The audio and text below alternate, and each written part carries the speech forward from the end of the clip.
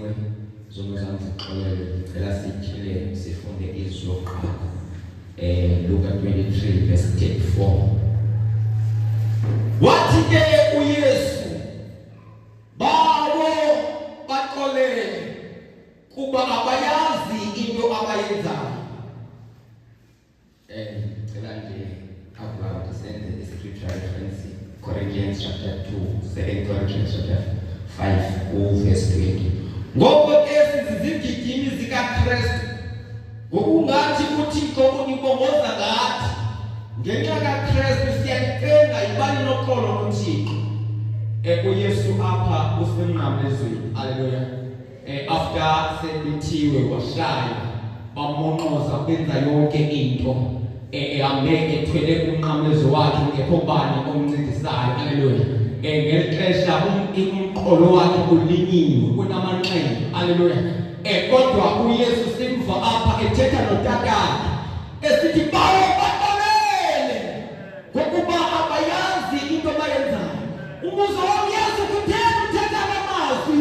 ukuthi bawo baxolele kuba bayazi into abayenzayo abantu bafune wena izwi yami ukuthi bawo ukuze what I came to do ukuzifezekala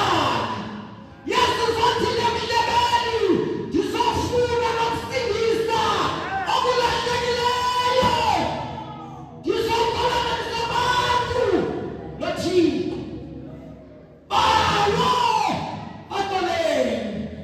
umele ubaxolela bawo benzele kakhulu bakuzothini kodwa mna Yesu ngiyayazi into engizoyenza ithi apho sizizigidini ngenxa kaYesu